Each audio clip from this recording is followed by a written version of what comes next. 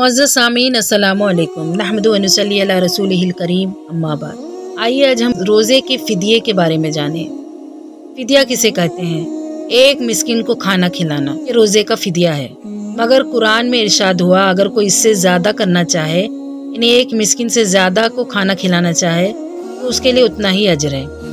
मगर बेहतर यह है कि रोज़ा रख लिया जाए, यानी अगर किसी को थोड़ी तकलीफ़ है तो उसको चाहिए कि वो रोज़ा रख ले, क्योंकि रोज़ा रखना ज़्यादा बेहतर है फ़िदिया देने से, क्योंकि रोज़े में बड़ा अजर है।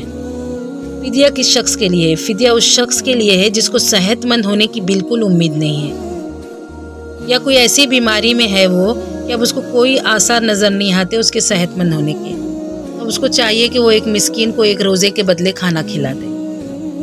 मगर कोई ऐसा मरीज़ है जो कि बाद में उसको सेहतमंद होने के आसार नज़र आते हैं, तो अब उसके लिए रोज़े की क़ज़ा है, ना कि फ़िदिया। यानी अब वो मिस्कीन को खाना नहीं खिलाएगा बल्कि उस रोज़े के बदले एक रोज़ा रखेगा। सही बुखारी में आता है। और फ़िदिया ऐसे बूढ़े शख्स के लिए भी है या औरत के लिए जो कि बुढ़ापे की उस उम्र में, यानी उस पड़ाव में पहुंच जाए कि अब वो रोज़ा नहीं रख सकते, यानी उनको रोज़ा रखने की ताकत ही नहीं बाकी रही, तो ऐसे शख्स के लिए भी, ऐसी औरत के लिए भी फ़िदिया देना जायज़ है।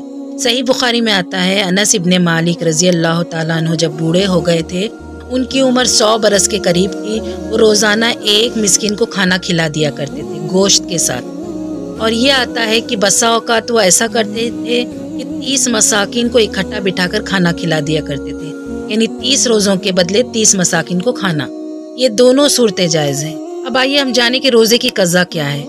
रोज़े की क़ज़ा ये है कि छूटे हुए रोज़े के बदले में एक रोज़ा रखना, ये रोज़े की क़ज़ा है। और फ़िदिया ये है कि रोज़े के बदले में एक मिस्कीन को खाना खिलाना, यानी एक रोज़े के बदले में एक मिस्कीन को खाना खिलाना। अब आइए हम कफ़ारे के बारे में जानें कि रोज़े का कफ़ारा किसे कहते हैं। कफ़ारा यानी शरई सज़ा।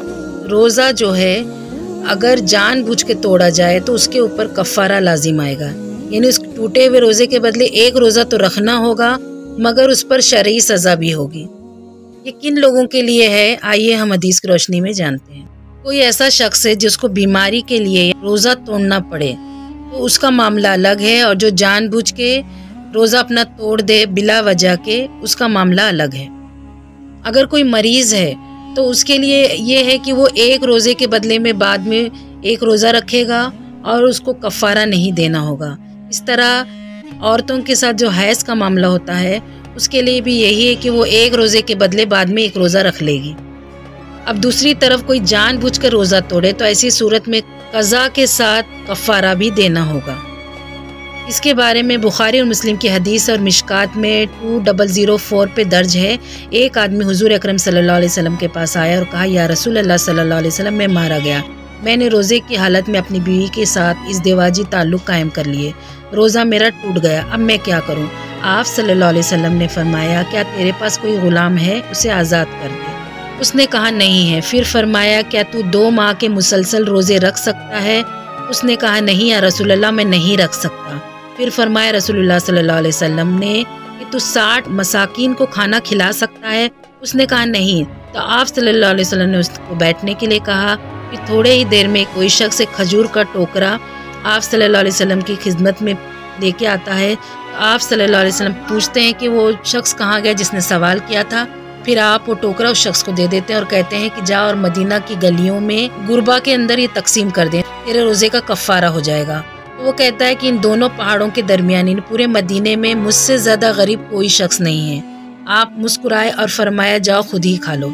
ये रोज़े का कफ़ारा था, लेकिन ये अमल उस शख्स के लिए ख़ास था।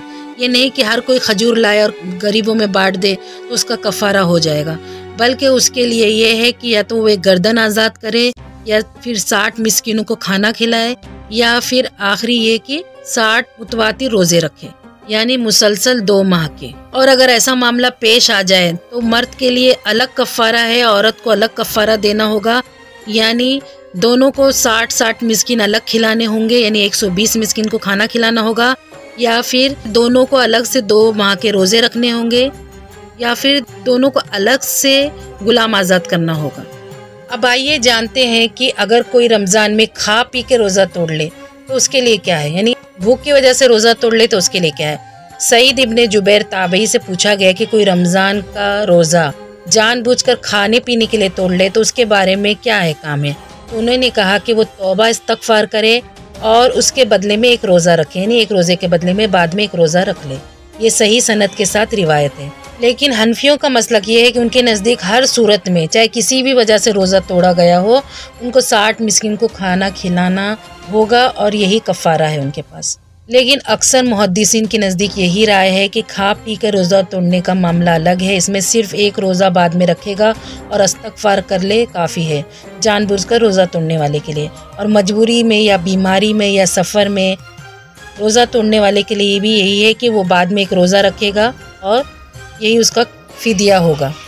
اور اگر توڑنے والا صحت مند نہیں ہے تو وہ ایک مسکین کو ایک روزے کے بدلے کھانا کھلا دے۔